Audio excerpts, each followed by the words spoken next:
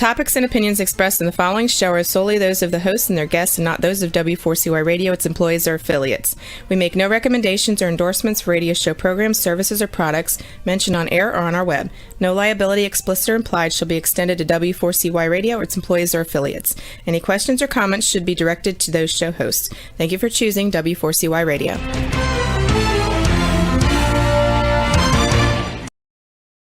Welcome back, everyone, to the Geeks, Geezers, and Googlization Show, the home of Googlization Nation, where we talk with HR and business thought leaders about the crazy shift going on in the world of business, technology, and HR. Here's your host, Ira Wolfe.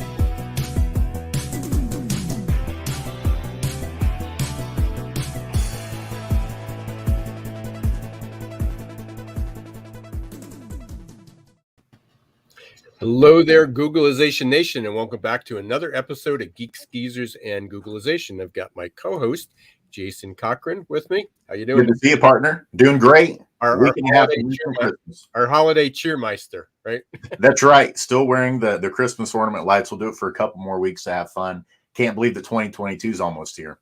No, that's for sure. And for anyone who is listening on the podcast after the show, you got to take a look at the YouTube channel just for a minute and see Jason's dress. So wearing his necklace of lights. So I appreciate the being in the spirit. And you're absolutely right. I don't know how we got here. December 4th, what is it? Whatever date it is, 15th, 2021. What year is it? It's Blur's Day. It's Blur's year. As we've been talking about, but yeah, incredible. I mean, it's hard to believe 12 months ago we were here talking about, couldn't wait to have that breakthrough. Vaccines were finally starting to come through. Places, states and businesses were starting to open up again. We were able to travel. Things seemed to be improving, and everybody couldn't wait to get to 2021 because we'd get back to normal. And here we are a year later. And as I like to say, we are living in the never normal. So there are some things that people went back to, but it's never the same. I had my last class last night for the master's class in organizational change. And we were supposed to have 3 in-persons, and we successfully had not one class that everybody was able to attend in person. Because wow. Either somebody was traveling, somebody was sick, somebody in their household had COVID, and managing that hybrid. We're supposed to be in person, and then somebody shows up on Zoom. Somebody wasn't able to show up because of some other incidences. That's the world we live in. But ultimately, everybody's wondering what 2022 is going to be like. And some people are just hoping this is all behind us. And then there's people like you and me and a lot of our colleagues recognize that this is only the first chapter in what we will be living in for as long as we can see. The never normal. But we're going to put what today is this episode, which in the past couple of years, by the way, has been the last episode of the year.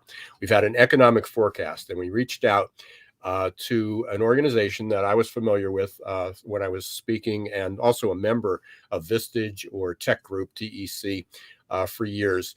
And the ITR Economics used to come on every year. And sometimes several times a year, and give a forecast. And they have a really outstanding newsletter, and now they have some on-demand videos, which we'll hear about. But what's remarkable, and think about this, of predicting the economy, of what the forecast is going to be in many different aspects, which includes employment. Going back to 1985, they have a track record of 94.7% accuracy. Whoa.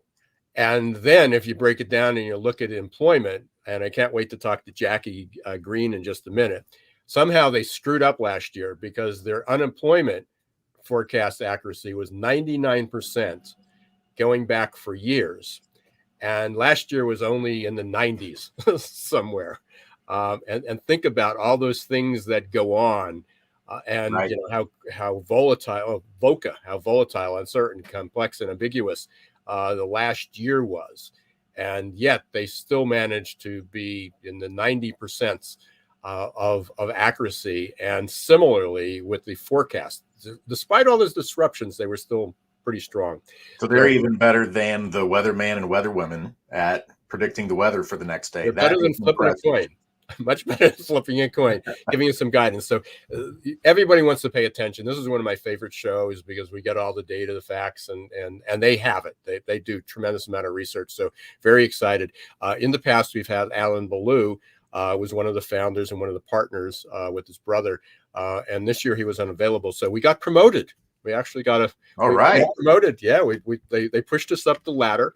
And today's show, we're going to have Jackie Greene from ITR Economics. And rather than talking about the future, why don't we bring Jackie on and we can get started?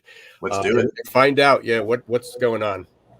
So welcome to Geeks Geezers and Googlization, Jackie. You're no longer a GGG virgin, right?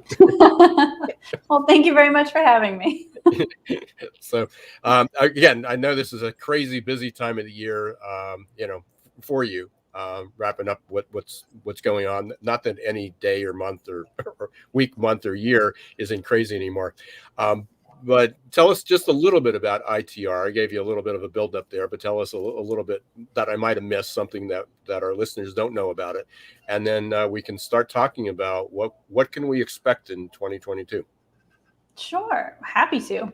I love what I do, so I could talk about it all day long. So ITR Economics, we've actually been around for over 70 years now. So we're the oldest privately held forecasting firm in the country, continuously operating forecasting firm in the country. Brian Bolio bought the company in 1987, but he's been with the company since 1982. His brother Alan, that you mentioned, joined, I believe it was 1989. So they've been at this for a very, very long time.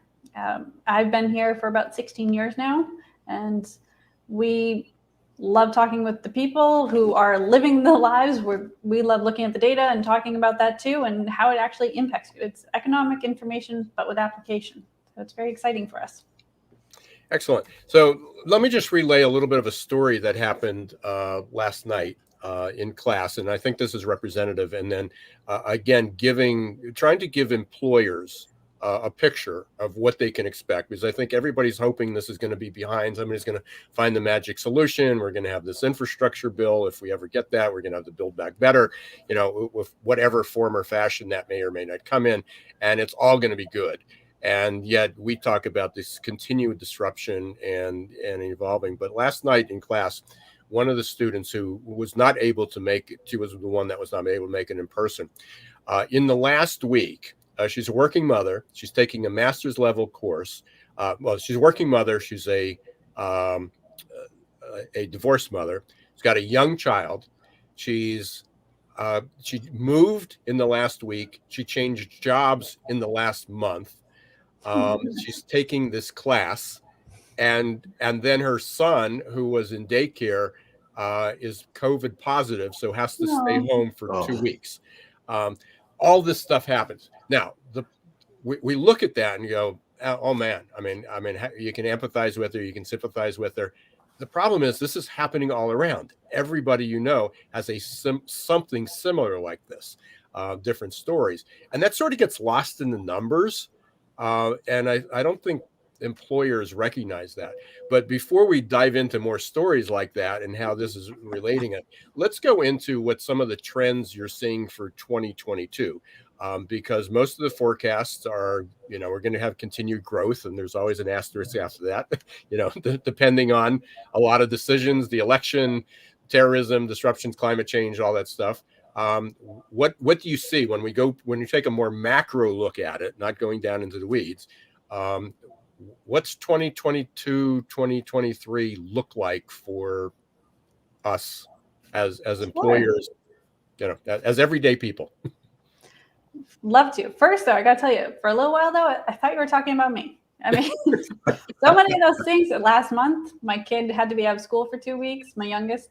She wasn't COVID positive, so we set up one of the offices here at the office for her, and she was scooting around on her scooter. So we all find ways to make it work. So I relate. In terms of 22, 23, expect slowing growth. We've had this, for a very technical term here, gangbuster year of 2021 here. There's so much growth going on. Part of it was because we were coming off of weak periods in 2020 where the numbers look really good because of that reciprocal bounce of it, but a lot of it was real growth going on in the economy.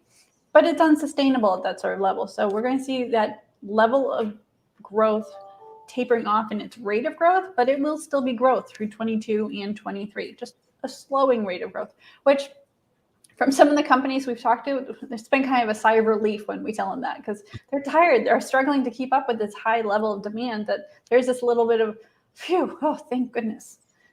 Which sounds kind of crazy in some ways, because normally you're looking to just keep going and going, but it will be growth. That's the big thing. There will be some potential for a little mild pullback in a few select industries, but overall you're going to be expecting that growth throughout 23.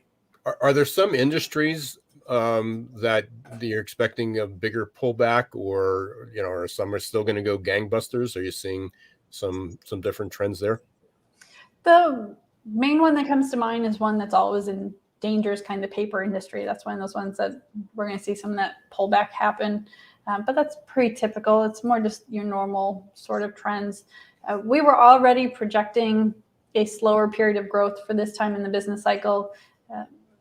What's going to be normal is going to be normal. Economically, we're getting back to normal. Part of what caused some of that extreme growth in 21 was all the stimulus spending and all the checks that everyone was receiving. That caused a big part of our supply constraints as well, because we all had so much more money to spend, and we couldn't spend it at restaurants, we couldn't spend it traveling, we couldn't spend it going out to concerts and all sorts of things like that. So we were buying goods, and we had so much disposable income, we were buying lots of goods. Retail sales are at record high. GDP is back to a record high level. So it's really just coming back down to normal, because we couldn't continue at that level forever. While the numbers at a high level don't mean anything to a lot of people, whether we're growing at 2% or 3% or 4%, can you just give some perspective? I mean, what rate of growth were we at? And when you say we're slower, how slow will it get? Let me give you an actual number, just because I like to give real numbers. That's the economy. That's why you're here. You got them. We're expecting 21 to end around 5.3%. And that's industrial production in the US. It's more apples to apples for a lot of people in the industrial space than looking at the GDP numbers. That's what we talk to a lot. For 22, it's going to be about 2.8% growth. So it's a noticeable slower rate of growth, but still better than contraction. And then in 23, it's going to be about 1.6% growth. But still growing. So. Still growth. And that's pretty important piece to be paying attention to. And just for the record, all those numbers are coming straight from our ITR trends report. So that's nice and handy. And I access it on my phone wherever I am when someone else asks me that question. Because economists nerd to me, I somehow get asked that question all the time. And the website's going across the bottom of the screen, and so people can go up there. And I know you have a number. We can talk about that at the end, but you have a number of different subscriptions that people can access this, and I can verify that they are well worth getting that information. It's amazing what you come up with and staying ahead of. So I think it's important, because as people are going back, and we work primarily, and we'll get into the jobs in the labor markets, what that's going to look like. I got off 2 calls this morning, and people are really expecting that, hopefully things will slow down so we can get caught up. But if we're still going to have continued growth, it's not a contraction or a significant contraction that's just going to give us a lot of free time that we can have time to fix things up, because we're still going to be moving forward, and there's still going to be growth, which means we still are going to be just falling further behind slower. I'm not sure if that's an optimistic or a pessimistic way to look at that. Well, I try to put myself out there as a pragmatist and a realist. So maybe it's just there, but relying on the facts. Let's talk a little bit about jobs. We've seen a lot. We've got all these titles and names.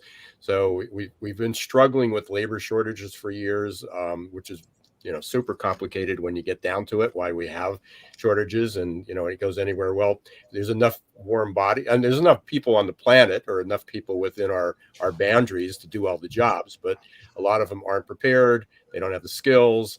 they don't have the child care, they don't have the health care. There's a million reasons why people can't get back to work or do the jobs that are available. So talk a little bit about that. But then we also have the demand for jobs. So there's a lot going on, obviously, with employment. And I think it's remarkable. I knew you guys had a good forecast record, and I looked at your trends, and it looked like through 2018, 2019, you were hitting 99% accurate at your employment trends. Last year, you slouched. I know. Fell down to like 96% or 95%. I don't remember what the exact number was, but yeah, that's just remarkable. I mean, because Thank you. On a macro level, I have a tough time keeping up with it, but to get down to a precision like that. So let's talk about, is hiring going to continue at this rate? Are the job shortage, labor shortages going to continue at this rate? What do you see happening? Couple factors in there. Yes, job shortages, or not job shortages, but employee shortages will continue. That problem is not going away. That was actually a problem before COVID. I mean, that was not new. It just intensified. And I want to circle back around to that. The rate of shortages is likely to go down because the overall economy is going to be going into that slower period of growth. So you won't see businesses trying to expand quite as quickly if they still need to be expanding to accommodate even 2% growth. Sometimes you kind of question how much you really need to expand for that. So you will see that intensity goes down some in 2022 and 2023, but we will still have the shortages. And to your point, we have more demand than we have people for it, and it's coming down to the skills issue. It's coming down to the other aspect that you didn't mention was location. So location was a big issue too. We have our offices here in New Hampshire, and we were looking to hire more and more economists, but there weren't. At one point, I was convinced we had scooped up every economist in the state, frankly. But we have since been able to grow beyond that.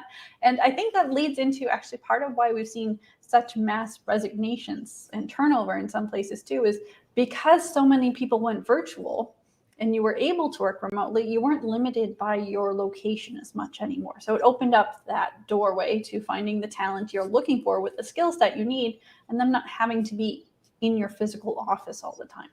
So that led to some of that, which is part of why we've seen some mass hiring too, is going, oh, I can hire this person while I need to hire this person because my business is growing.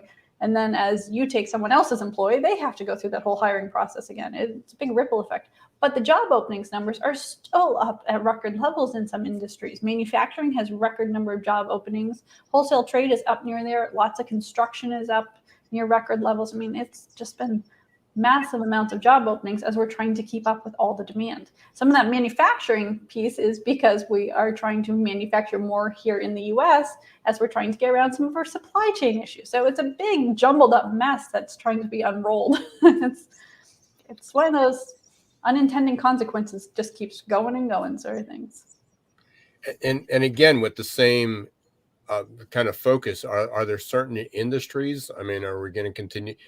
What are you seeing like in some of the industries that were hardest hit? Hospitality, entertainment, travel. What's the forecast there? And then as well as like healthcare, because it seems that although healthcare has I've been involved with healthcare for 40 years, but 20 years ago we were facing nursing shortages, but now not only is there not enough of trained people, but a lot of the people are just burnt out, and so those resignations look like they continue. So in a couple of those industries, what are you expecting to see? More of the same or different? More of the same with the medical, definitely. Even pre-COVID, before this was an issue, that was one of those markets we were always expecting to be a place where we needed more bodies. If you look back to Brian and Ellen Bolio wrote the book Prosperity in the Age of Decline, I want to say it was about 6 years ago now, roughly sometime last decade. We wrote this book about the coming Great Depression. We expect sometime around the 2030 time period. And one of the things that they were recommending is, if you have children, recommend they go into nursing because we're going to need more and more people in that field. And that was 6 years before COVID was even a thing. So now you're adding in all the burnouts and the high demand there. That yeah, it's going to be a long-term problem. And we have an aging demographic trend that's going to be putting more and more strain on that. So I expect that's going to be a long-term, at least through the next decade issue. Jackie, there's some things I think that also not only are affecting Wall Street, but they're affecting Main Street too. And two of those I'm hearing just from a lot of my friends, they're bringing up inflation and they're bringing up interest rates. Are there any data or predictions you have around inflation and interest rates for 2022 and how that might be different than this year? Sure. Short answer, expected to go up.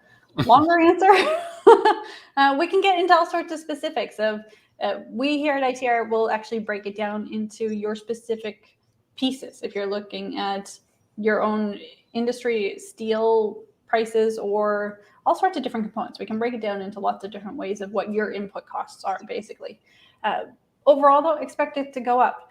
Part of that is the unintended consequence of all the stimulus money. So as we were all having more disposable income and rushing out to buy stuff, it creates that demand, which creates that increase in prices, as well as, even if you take it back even further, some of the tariffs and trade issues that we had even pre-COVID created some of this problem. So it's not going to go away.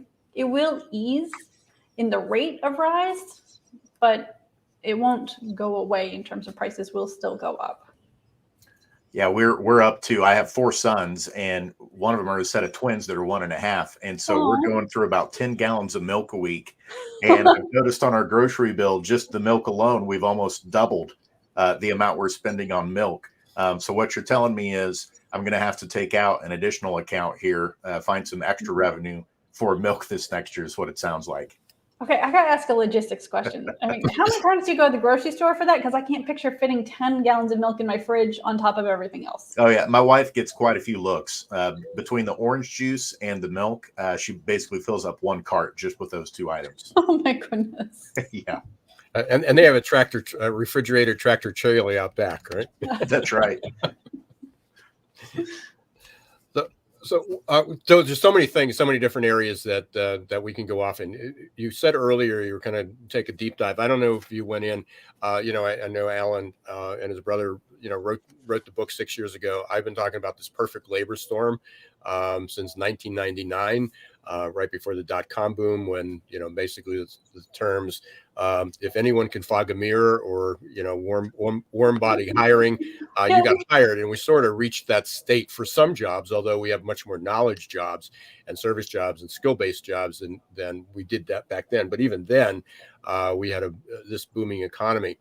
So that's come around. But some of the trends, and I don't know if you were going to get into this, is when people talk about labor shortages and they go, oh, it's because of those darn millennials and Gen Z. They just have a horrible work ethic, or it's because of baby boomers retiring, or as you mentioned, maldistribution. People are just not located in the right place. And that problem could somewhat be taken care of by doing more virtual or hybrid work, that you can reach where the people are for many of those jobs. But ultimately, some of these trends have been coming along for decades. One thing that I would look for, and I'd look for your input on, is just the participation rate. I don't know if you can comment on that. If not, but basically, I mean, there's just less percentage of our population that's working. Yes. So couple of things I want to hit on there, if you don't mind. One of them was, you mentioned the whole hiring if they fogged up the mirror sort of thing. I was actually talking to a couple people in the service industry just yesterday, 2 separate companies who they went through that period earlier in returning from the pandemic. Since then, they've gone back to this isn't worth it. We really need the right skills. So I am seeing that here, since that's our business. So I appreciate that. In terms of participation rate, yes, we still have some skewing in there because not everyone's come back post-pandemic initial shutdowns. We had a lot of, and I certainly don't mean this to sound sexist or anything, but it's just a data fact. So there were plenty of women who left the workforce to be the primary caregivers when their kids had to be home from school. And so they haven't all come back yet, even though some of the schools are opening back up. We did see a lot of people retiring early because of the pandemic. And so that reduced some of the labor force available. To your point about the millennials, some of the data is showing that they were slower to enter the workforce than other generations ahead of them. Not that they haven't, depending on which part of the millennial bandwidth they are at this point, but they waited a later age than past generations. So that's something we're actually still diving into here at ITR Economics, trying to figure out more of the why behind that. And is that just a blip, or is that something to be worried about with the next generations below them?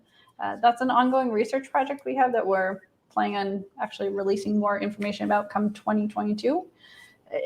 The other aspect of it is also looking at those same utilization trends is the manufacturing industry. Those people working in those fields are generally getting older each year. The median age is getting older that year, and that there's not a lot of younger generations entering that segment. So that's going to be an ongoing issue.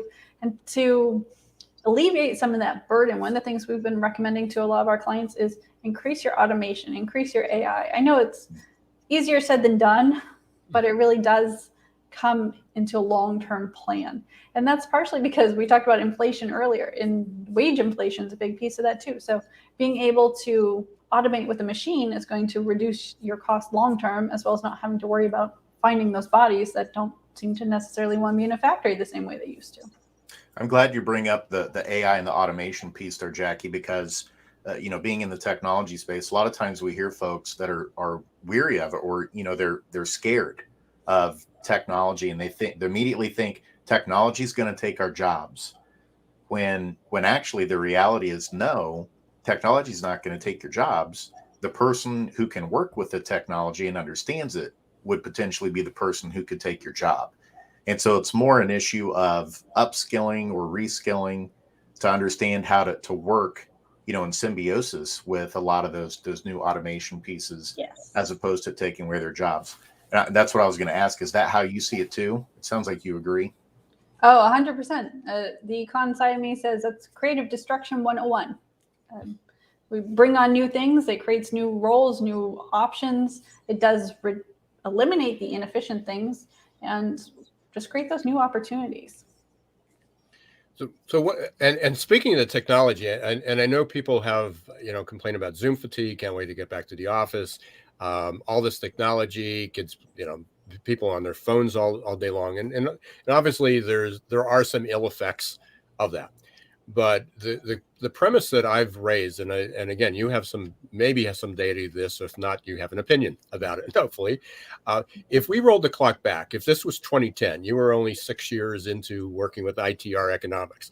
You were evaluating the economy, and we had the pandemic. We wouldn't have had Zoom at that place, because Zoom, one is we wouldn't have the bandwidth.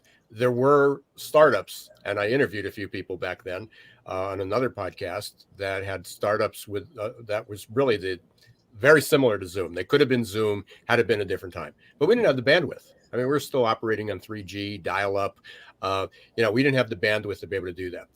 Technology saved us in two major ways. That what would the economy have been like if people still had to go back to work because they couldn't work remote or virtual? They either would have been laid off, or we would have had a lot more hospitalizations and deaths than we had. And the other thing is, we wouldn't have had a vaccine. Whether you're pro or con, it wouldn't have existed, because that was done through technology. And it wasn't a 10-year plan to get it done. It was a few months. Am I on the right track with that? And again, is that going to be our savior the next time around with technology? Because there will be, whether it's another pandemic or terrorist attack or whatever, we're going to have more disruptions. I think you're on the right track. I was trying to think through what life in 2010 was like, frankly. I was trying to picture my office back then. We're in the midst of a recession. Yeah, this is how much of an econ nerd I am. Instead of picturing my life at that point, I pictured where on the chart we were. It was pretty ugly. It was. Anyways, I think you're right. I think that it would have been a very difficult time. Technology was a huge savior. We would have found a way, and this might sound too rah-rah-ish, but one of the things I love about our country is that we find a way to make things work. We're creative people. It's one of the benefits of being in business in the United States. We have a lot of creativity that just keeps going and finds a way to make it happen. So what I was going through my head was going, okay, we didn't have Zoom, but we did have conference calling. So the pictures make a big difference, but we would have still been able to at least limp by for a lot of things. I think we at least were had the ability to work remote if we needed to. I hated it even back then, but we were doing it some days back then. So we would have found a way to at least get us by, but I think it probably would have pushed us all back into the office a lot sooner. I think about the kids who are going to school. They're in school because it's the better way to learn, but they're all wearing masks. So I think more of us would be just in the office wearing masks nonstop. But I do think we probably would have found a way. But I also agree that technology is going to be one of those big things that keeps us moving forward and keeps us helping us through any other obstacles that come our way. It keeps getting better and better. And I'm a big fan of technology, despite what my children think every time I pick up the remote for the TV. We are going to take a really quick break. We've been talking with and listening to Jackie Greene from ITR Economics, who, again, I will reiterate this, has a remarkable almost 95% accuracy rate in what the future is going to be. So you need to pay attention to 2022, 2023. When we come back, we are going to continue that conversation. We're going to find out what are some of the promising trends that we have coming up. Right now, we're going to hear from one of our sponsors, Success Performance Solutions, and stay tuned. We'll be right back. Change doesn't pick favorites. No matter who you are or where you live, the year 2020 was filled with one unexpected challenge after another. According to the authors of The Adaptation Advantage, we are incredibly well prepared for the past, but woefully unprepared for the future. That leaves millions of people feeling scared, worried, frustrated, and confused. Whether you're the owner of a business or a worker out of a job, adaptability is now an essential skill you need to ride the next wave of normal. The good news is that science shows that adaptability is learnable. Adaptability gives us the confidence and courage to think about change and embrace opportunity in the right way. Adaptability gives us hope for a better future. And goodness knows we need hope. Are you ready to embrace change and double down on your future? Contact Success Performance Solutions today to schedule a consultation about how you can reimagine your team's future, how you can begin to think about opportunity the right way.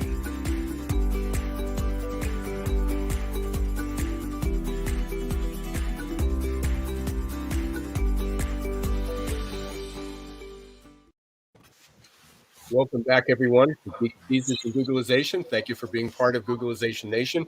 We're talking with Jackie Greene today from ITR Economics. I highly recommend you go up to their site, ITReconomics.com, and check it out. They've got a lot of good reports, but right now we are hearing from, we're going to be talking about what are some of the promising trends. You just heard the commercial about adaptability, hope, and opportunity.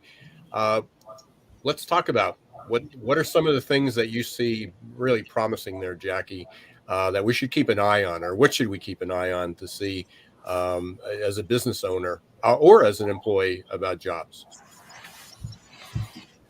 Well, I hate that you put the word promising in there. I feel like it backed me into a corner a little bit there. we can back that out. But trends you should be watching are, I always revert first and foremost to leading indicators, right? There's a whole collection of indicators that give you that first glance at what's coming up for the economy and generally for your business 9 to 12 months in advance.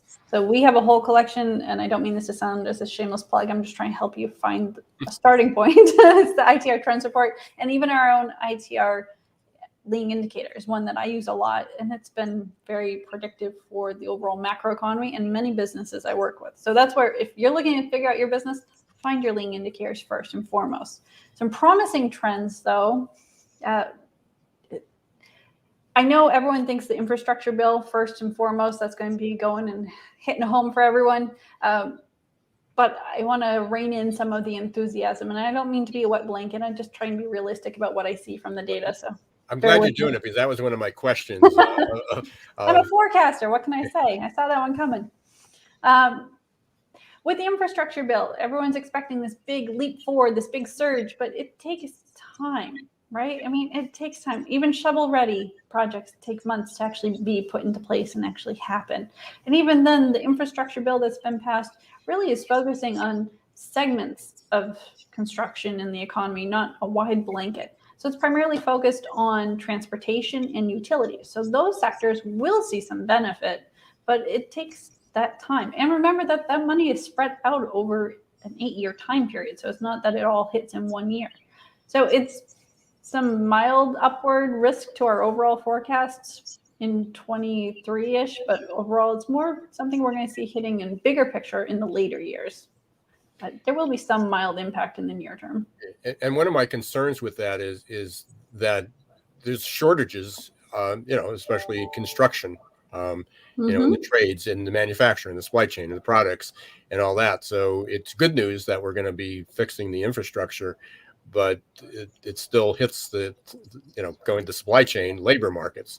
Where are we going to find people to be able to do all those jobs? And if you're taking them from one place, if it's not a net zero game, or it is a net zero game. I mean, we're taking them from one industry or we're attracting them from one region, then the other suffers a bit. And that feeds into some of that inflation outlook too. And you think about the materials used to put those projects into place, not just the human capital, but actual physical materials. Those aren't now available for another place. So we're going to see that pricing going up, and that's that bigger inflation picture. Yeah, I just saw in the class last night, little things that just pop into your head. I just saw where helium, the shortage of helium, and it was even exacerbating the shortage of semiconductors. And I'm looking at the 6 helium balloons that they brought in for one of the students' birthdays. So, feeding that shortage that we go there. There's a question that that Jason and us strategically looking at next year, and we're going to make a big theme of this because it seems to be popular and we missed it. But we asked a lot of people of, what questions should we be asking? And I'll throw that out to you as if you're a business owner, what questions should they be asking that they're not right now? But they're not. Yeah. What are people missing? Yeah. Well, because what immediately jumped to my mind was what question should they be asking? The first question I would be asking is, I know there's that pull on the labor, that there's the turnover risk. So is my culture one that's going to keep people here? Someone else can always come in and offer money, but is my culture, are my other benefits what's going to be enough to keep the people I want here? So that's what immediately came to mind, but I don't know if that's what people aren't asking. That's just... Well, they've got to put importance, and now we heard it from an expert, an economic expert. They hear it from HR people all the time and organizational people, but they heard it from an economist. I think I just lost my wings. that it's important. So that's a good thing. Because if you start getting emails and inquiries from SHRM and some of these agencies wanting you to keynote Jackie, just remember, it all started right here. All right, will do. Is there anything that let's rephrase that. Is there anything that you wish employers would ask that they're not right now?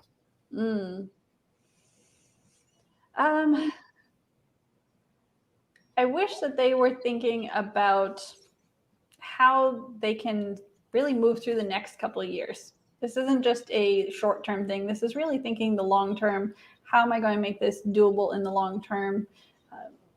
To me, and I keep going back to the human capital, and I swear it's not playing to any particular reasoning. This is really one of the things on my mind a lot is you make investments in your machinery, you make investments in your people the same sort of way, making sure that their skills are trained up. But that's why you also have to have that culture in place so that they don't walk out the door once you've trained them up on the skills you need. Part of that labor shortage is really tying in with a good source. Just like you would have a vendor for a component, you got to find good training grounds and good places you can partner with to get that skilled labor in there and invest in your own training process so that you get the skills you need while getting in the labor that you need also. You're hiring for attitude at that point and not necessarily a skill set. So if you're willing to take that on, I think you'll be in a better position.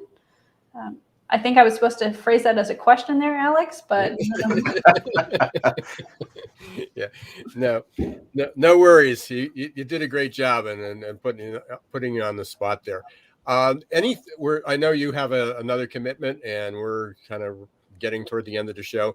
Any final comments or thoughts? Actually, I have one before that, and then you can Okay. put that in there. We talked about slower growth, growth a little bit slower, but still growth through 2023. Are you going beyond that? We are, in general, yes, we are. Overall, you're going to see growth going through for the overall macroeconomy into 2025. To get more specific, it's going to pick up again after 2023, but overall growth into that period before the next noticeable recession comes. And that's a recession, not depression. I'm very careful with that wording because if you've been following ITR Economics, you also know we are talking about another depression scenario towards the end of this decade into the next decade. So there's a distinct difference when I say recession this decade. So we're going to get a little bit of a breather in 2023 to 2024, but then it's going to rebound again. You're going back up a little bit. So get some more growth, enjoy it. Yeah. So yeah, if you think you're still in the heat of it, it's just the lull. It's the center of the hurricane, right? So the eye of the hurricane. So, Wow, and that's for Jason living in the Hurricane Alley. So oh, That's right. So and Tornado Alley. Jackie, really appreciate it. I know this is an incredibly busy time of the year for you. We're probably all the time. Wish you a happy holiday, happy New Year. It's great to meet. Thanks for sharing your advice and your wisdom. I highly recommend people go up to ITR Economics, learn more. If they need to reach out to you, Jackie, what's the best way? My email is jackie@itreconomics.com, or actually, frankly, reaching out to anyone in the company. And I say that in the sense that our fantastic consultants all around, whether they're the economic consultants or the business consultants, helping you find the answers you need and the resource you need. Everyone here is happy to help. So really, anyone at ITR Economics is going to be great. Just going onto our website, there's a live chat that they will be your best, fastest resource most of the time too. Yeah. And you got your on-demand series and many other things up there. So I urge people to go up and take a look and follow them and connect with you and reach out to Jackie or anybody on their team. Jackie, I do hope you successfully filled big shoes. Would love to have you back at some point. Hopefully you'll come back often. In the past, last year, just for craziness, it didn't happen. But we usually like to get a mid-year report and end of the year, and you've become a mainstay here. So hopefully that'll continue. But again, wish you well. Thank you for being here. Thanks for your advice, and thanks for what you do. My pleasure. Thank you so much for having me. I really enjoyed it, and I look forward to talking with you guys again soon. It was fun. Thank you. Thanks, Jackie. Happy holidays. Stay safe. Thank you. Happy holidays. Bye. Time flies by, Jason, but so everything we've been talking about for people, when does it get back to normal? We're going to be living in that never normal for a while. You may think you're going to catch your breath, but then it's going to, as I said, it's the eye of the storm. You're just in the middle of that. You use the term, and I think it's a theme we've had with several of the guests these last few months. You've used the term addicted to certainty. And boy, oh boy, does it seem like we have been hit right between the eyes and realizing we have been addicted to certainty for quite some time. And just like you said, here we are almost 2 years into the pandemic here in just a few months. And most of us probably thought, oh, once the vaccines are here, we'll be back to the certainty that we used to cling to. And it's becoming abundantly clear, no, that's not the case, that there's still going to be VUCA. And this is why the adaptability that you coach and teach and we talk about every week is so important. It's a life skill, truly a life skill, the adaptability that we all have got to have, not only to succeed in being able to work and be productive, but also to be the best we can at home as well. Yeah, we keep going through these examples and people keep throwing it out. And I look at, I can't think of a single thing that any human being is not going to face, but having to change the behavior a little bit. And that's adaptability. And the analogy to addicted to certainty, and you're, being a psychologist, and this is your background, you're probably familiar with it. But I went up and I looked at what are the stages that people go through with change, and it took me to the 5 stages or 6, depending on whose model it was, of what people go through with change. And they talked about the pre-contemplative stage, that people don't even recognize it, or I'm just not going to do it, I don't believe it's true, I don't think we have to do it. And there's a lot of people there, but then it's that we're at that time of the year too, New Year's resolutions, that I'm definitely going to do something, but I'm going to do it in 2 weeks. We're January 1st, I'm going to stop eating, I'm going to start exercising, I'm going to treat people better, I'm going to recognize people. But then you have to go to the action step. And it's like 90% of people never take action, or they take it for a day and then it's too hard and they don't know. And the only way you can get through that is really changing your behavior. And that's really what we're talking about with adaptability. It's not just being more flexible, but it's having the skills to, we certainly need grit and resilience, but having the other skills that we need in order to actively make that change and make it part of our lives. And we will be, people who are addicted to certainty will be in recovery for the rest of their lives. So we'll continue that analogy, and we got some exciting things happen next year after the first of the year, and we will be kind of dripping out over the next few weeks. But before we end of the year, and this is usually the last show of the year, we have got 2 powerhouse guests coming up. We have Evan Sohn from recruiter.com. And again, we're going to go take a deep dive into what's going on with that human capital that Jackie was talking about. What is the changes? What are some of the trends he's seeing?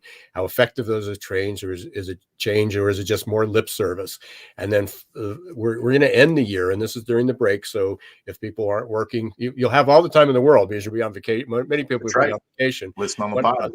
The last Wednesday, the 29th of the year, we are going to have Dave Ulrich, who is probably Mr. HR, can't wait to have that conversation about where we're going. So the next 2 weeks, we're going to continue on what's ahead.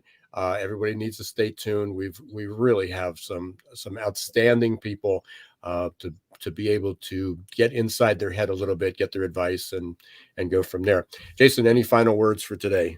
No, just excited. Love the tee up there. These next couple of weeks, we're going out with a bang, and it's going to be exciting too, to start dripping and sharing out some of the exciting things we've got in store for next year too. So glad to be on this journey with you, my friend.